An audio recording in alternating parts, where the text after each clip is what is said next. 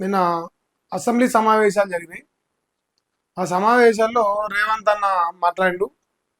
మాట్లాడిన తర్వాత హరీష్ రావు గారు మాట్లాడదామని మై తీసుకుంది. సో మన గడ్డం ప్రసాద్ గారు స్పీకర్ గారు ఉన్నారు. ఏమంటారు అంటే రేవంత్ రెడ్డిని విమర్శిస్తే లేదంటే సీఎంని విమర్శిస్తే మైకు ఇయ్యనని చెప్పేసి చెప్పింది. అయితే ఆయన ఏం విమర్శించిండు అని అంటే ఇగో మరి మూసీల కంపు ఉన్నది, వాస్తవానికి అది నిజమే. ఎందుకంటే అది ఇప్పటి నుంచో పారుతుంది కాబట్టి వాళ్ళ కంపు పోతా ఉంది. మూసీ ప్రక్షాళన రేవంత్ రెడ్డి చేస్తా ఉండు, సంతోషమేను. కానీ మరి మూసీ శుద్ధి చేసేదాంతో పాటు మరి మూసీలో ఉన్న కంపు కంటే ఎక్కువ రేవంత్ రెడ్డి నోట్ల కంపు ఎక్కువ ఉందని చెప్పింది. సో మరి ఆ కంపు ఎవరు క్లీన్ చేస్తారని కూడా మరి అడగాలి కదా. మన కాటిపల్లి వెంకటరామరెడ్డి మాట్లాడాడు. తెలంగాణ రాష్ట్రం రాజకీయాల్లో భాష మరి విపరీతం అయిపోతుంది, బూతులు తప్ప ఏం కనిపిస్తలేదు రాష్ట్రంలో రాజకీయాల్లో. సో మరి దీన్ని తగ్గించాలని చెప్పేసి ఆయన చట్టసభల్లో మాట్లాడి బూతుల గురించి ఒక శాసనసభ్యుడు చట్టసభలో మాట్లాడు. ఫిర్బి ఏం చేయలేదు, మళ్ళా గదే కథ నడుస్తుంది. అయితే ఆయన మరి మాట్లాడింది నిజమే కదని జనం అనుకుంటున్నారు. రేవంత్ రెడ్డిని విమర్శించొద్దు మైకి అంటే మరి ప్రతిపక్షాలను విమర్శించకపోతే డప్పు కొడతానికి వస్తాడా?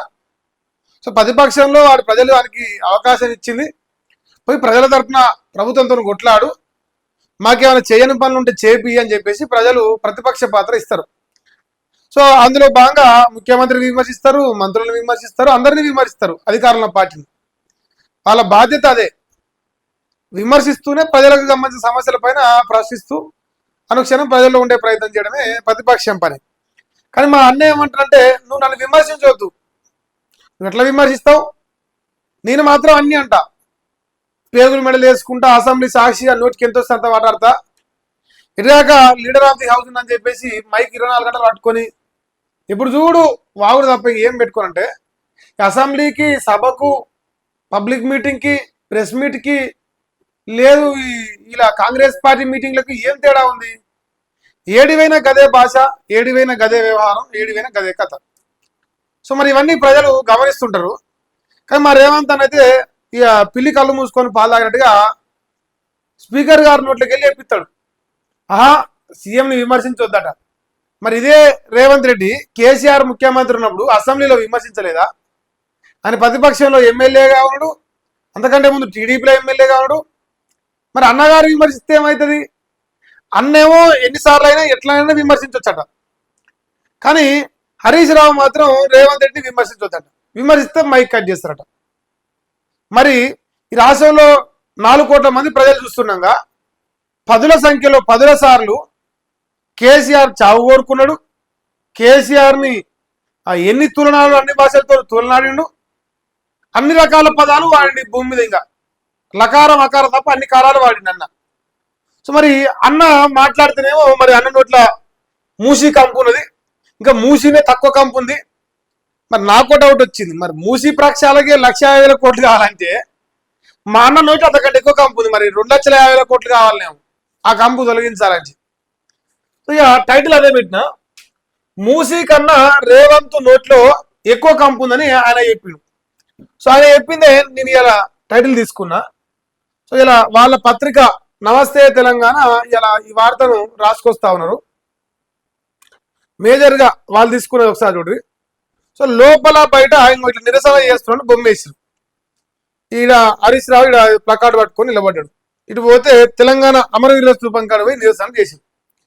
ఇప్పుడు ఏం రాసిలో కింద ఒకసారి గమనిస్తే ముఖ్యమంత్రి ఏం మాట్లాడినా అడ్డు చెప్పకుండా విపక్షానికి మాట్లాడే అవకాశం ఇవ్వకుండా స్పీకర్ వ్యవహరిస్తున్నారని బీఆర్ఎస్ మండిపడింది. తాము పలు అంశాలను లేవనెత్తేందుకు ప్రయత్నించగా పదే పదే మైక్ కట్ చేయడాన్ని తప్పుపట్టింది. సభలో అప్రజాస్వామిక ధోరణిని నిరసిస్తూ ఈ సెషన్ మొత్తానికి అసెంబ్లీ సమావేశాలను బీఆర్ఎస్ ఎమ్మెల్యేలు బైకాట్ చేశారు. అనంతరం గన్ పార్క్ వద్ద అధికార పక్షం తీరుపై నిరసనకు దిగురు. అంటే ఇలా మళ్ళా ఇలా ఉన్నది చర్చ. నాకు తెలిసి వీళ్ళు రారు, వాళ్ళు బైకాట్ చేసినట్టు ఈ సెషన్ మొత్తం బైకాట్ చేసినా మీరు రావంటారు. మరి ప్రభుత్వాన్ని ప్రశ్నించొద్దంటారు, రేవంత్ రెడ్డి విమర్శించొద్దంటారు, ఏం చేయొద్దంటే మరి వచ్చి దేనికి? సో వాళ్ళు కూడా మరి కరెక్టే ఆలోచన చేశారు. అయితే మాట్లాడింది ఏంటంటే ఒకసారి చూడండి. సీఎంను విమర్శిస్తే మైకు ఇయ్యను అని చెప్పి స్పష్టంగా ఇదే స్టేట్మెంట్స్ ఇట్లనే మాట్లాడిండు స్పీకర్ గారు గడ్డం ప్రసాద్ గారు. ఒక్క పొల్లు కూడా అటు పోలే, ఒక్క పొల్లు ఇటు రాలే, బరాబర్గా మాట్లాడి ఇంతే మాట్లాడి నేను చూసిన. ఇక స్పీకర్ స్పష్టీకరణ సభలో దుమారం లేపింది. బీఆర్ఎస్ బైకాట్ చేసింది. అసెంబ్లీలో మీరు ప్రశ్నలు మాత్రమే అడగండి, సభానాయకుడి గురించి ప్రస్తావించొద్దన్న సభాపతి. స్పీకర్ తీరుపై బీఆర్ఎస్ సభ్యుల తీవ్ర అభ్యంతరం వ్యక్తం చేస్తారు. అడ్డగోలుగా మాట్లాడిన సీఎంను నిలువరించరా, ఉల్టా విపక్షం గొంతు నొక్కుతారా అంటూ ప్రశ్నించరు. అయినా పదే పదే బీఆర్ఎస్ ఎమ్మెల్యే మైక్ కట్ చేయడం, శాసనసభలో అప్రజాస్వామిక ధోరణి నిరసిస్తూ సమావేశాలను బహిష్కరించిన బీఆర్ఎస్ అధికార పక్షం తీరుపై గన్బార్ వద్ద నిరసన చేశారు. ఇప్పుడు ఈ రాష్ట్ర ప్రజలు గమనిస్తున్నారు బీఆర్ఎస్ వాళ్ళు ఏం చేస్తున్నారు, బయట అసెంబ్లీలో కాంగ్రెస్ పార్టీ నాయకులు ఏం చేస్తున్నారు, సభను ఏ రకంగా నిర్వర్తిస్తున్నారు, ఏ రకంగా మైకులు కట్ చేస్తున్నారు, ఇవన్నీ ప్రజల దృష్టిలో ఉన్నాయి. ఒకసారి రికార్డ్ ఏంటంటే ప్రజలు చూస్తూనే ఉంటారు ఏం జరుగుతున్నది. ఇంకోటి వాళ్ళు ఇంకా చాలా బలమైన ఆరోపణ చేశారు. ఈవెన్ కెమెరాలు కూడా బీఆర్ఎస్ కార్యకర్తల నాయకుల వైపు తిప్పట్లేరట, కెమెరాలు కూడా. కానీ దొంగ కెమెరాలు పెట్టుకొని కేసీఆర్కి షేకాండ్లు ఇచ్చే మాత్రం తీసుకుంటారు వీడియోలు. ఇది ఈ రాష్ట్రంలో శాసనసభ సాక్షిగా జరుగుతున్న వ్యవహారం. దాన్ని మరి వాళ్ళు బైకాట్ చేస్తున్నారు, బరాబర్గా వాళ్ళు ప్రజలకు వివరించే ప్రయత్నం కూడా చేస్తున్నారు.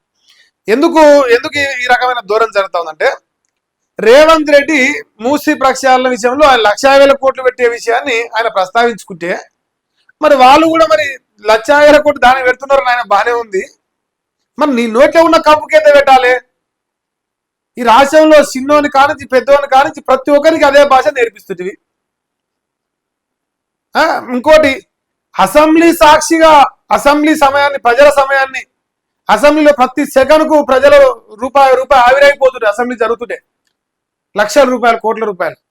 సో అట్లా నిమిషం ప్రజల సొమ్ముతోని ఏర్పాటు చేసిన సభ కూడా ఈ బూతుల పైన ప్రస్తావించాల పరిస్థితికి వచ్చింది. మరి ఆయన లాంటి చూసి మా లాంటి చూసి నేను కూడా నేర్చుకుంటాను, ఇంకా నేను 2 ఎక్కువ నేర్చుకుంటాను, నాకు తమ్ముని కదా. సో మరి ఈ రకమైన వ్యవహారాలు ముఖ్యమంత్రి కానించి ప్రక్షాళన కావాలి కదా. మరి ఇది కూడా ముఖ్యమంత్రి బంద్ చేయాలి, ప్రతిపక్ష నాయకులు బంద్ చేయాలి, రాజకీయ నాయకులు బంద్ చేయాలి, మాలాంటి జర్నలిస్టులు బంద్ చేయాలి, ప్రజలు కూడా బంద్ చేయాలి చివరకు. అది ఒక మంచి వాతావరణాన్ని తీసుకొచ్చే అవకాశం ఉంటుంది. కానీ అది లేకుండా 24 గంటలు అదే ఇత్తనం పెట్టుకొని అది ఏడికి పోయినా అదే భాష, అది సభకు పోని, సచ్చినోని కాడికి పోని, బతికినోని కాడికి పోని. అని వాళ్ళు కూడా ఆ విషయాన్ని ప్రస్తావించి విమర్శించొద్దు అంటారు. విమర్శిస్తే మైక్ అంటే మరి వాడు అసెంబ్లీకి వచ్చి పీకనీకి వచ్చినట్ట అంటే స్మరణబ్బా పరస్పర డబ్బా అని మా కేసీఆర్ చెప్పిన డైలాగ్ గుర్తొస్తుంది. ఎవరి డబ్బా వాడు కొట్టుకునే దానికి అసెంబ్లీ ఎందుకు? మరిగా వాస్తవాలు పనిచేయాలి. ఆ తరుణంలో విమర్శిస్తూనే ఉంటారు. రాజకీయాల విమర్శలు లేకుండా ఉండవు. ఆ విమర్శించొద్దంటే రేవంత్ రెడ్డి దిగిపోయి ఇంట్లో పట్టుకోవాలి, పక్కేసుకోవడం కూడా ఎవడు విమర్శించాడు. కేసీఆర్ ఈ లత్కోర్ గారు, మలేషియా గారు విమర్శించలేదా? వాడి ఇట్లా తిట్టిండా భూమి మీద?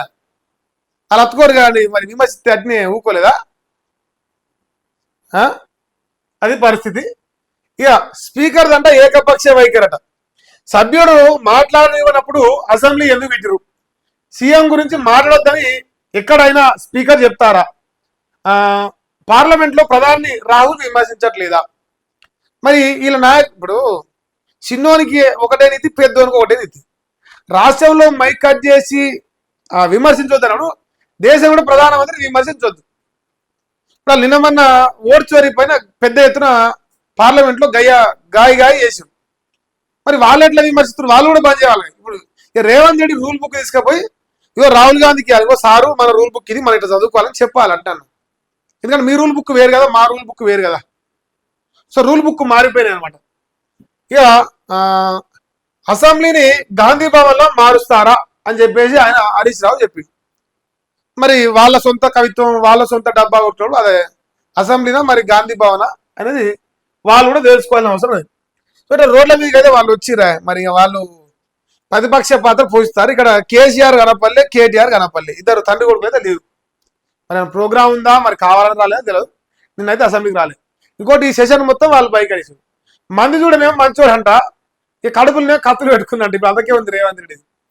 ఆ పొద్దున్న ఊకని ఏముంది ప్రజలలో చర్చ జరుగుతుంటే కథం వీళ్ళు వీళ్ళు వచ్చే వాళ్ళంతా వాళ్ళుంటే ఇప్పుడు అసెంబ్లీ సమస్యలు పెట్టింది ఎందుకో అది జరిపేది ఎందుకో దానికి అర్థం పడడం లేకపోయి ఇప్పుడు మరి ప్రజలుగా న్యాయ నిర్ణేతలు మీరు డిసైడ్ చేసుకోరు ఏం జరిగింది ఏం కథ ఇప్పుడు రేవంత్ రెడ్డి ఆస్థాన మీడియాలో ఒక్క మీడియాలో కూడా పూర్తి స్థాయిలో ఏం జరిగిందని రాయరు కూడా వాళ్ళు రాస్తే మంచోళ్ళు అయిపోతారు కదా సడన్ గా బీఆర్ఎస్ బైకాట్ చేసిందంట అసెంబ్లీ సమావేశాలకు ఒక్క రోజే వచ్చిన ప్రతిపక్ష నేత కేసీఆర్ రెండో రోజు ఆ పార్టీ ఎమ్మెల్యేలంతా బయటకు వేయరు తొలిసారి సమావేశాన్ని బహిష్కరించిన బీఆర్ఎస్ హరీష్ ను డిప్యూటీ ఫ్లోర్ లీడర్ గా ఎంపిక చేసిన ఒక్క రోజుకే నిర్ణయం తీసుకురు ఆయనకు మైలేజ్ రాకుండా ఇలా చేశారని టాక్ చేస్తారు ఉపాధి హామీపై మాట్లాడకుండా బీజేపీకి సహకరించారని బీఆర్ఎస్ పై మంత్రులు ఫైర్ అయ్యారని చెప్పేసి వచ్చింది ముచ్చట.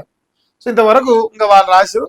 ఇప్పుడు ఆయన ఫ్లోర్ లీడర్ చేసిన తర్వాత ఆయనకు అవకాశం ఇచ్చింది, దాన్ని ఎక్కడ ఎదిగిపోతారని చెప్పేసి రాసిరని చెప్పేసి అట్లా కూడా చెప్తారు. అంటే కేసీఆర్ కేటీఆర్ కలిసి హరీష్ రావు దొక్కేస్తారు. అట్లా కూడా మనం అనుకోవాలి. మరి రేవంత్ అన్న నీ ప్రభుత్వంలో ఎంతమందిని దొక్కుతున్నావు జర లెక్క చెప్తే కూడా బాగుండు. అది ప్రజల కళ్ళకు కూడా కనిపిస్తాను. సో ఇది ఎక్కడా కూడా అసలు ఏం జరిగింది అసెంబ్లీలో అది ఏం రాయరు కూడా. వాళ్ళు మంచోళ్ళు కదనే. ఆయన ఊకనే మంత్రి పదవి వచ్చిందా ఇసోటి లత్కోర వార్తలు ఇంక రాస్తే వచ్చిందో సో అట్లా ఇది ఒకటి రాసింది.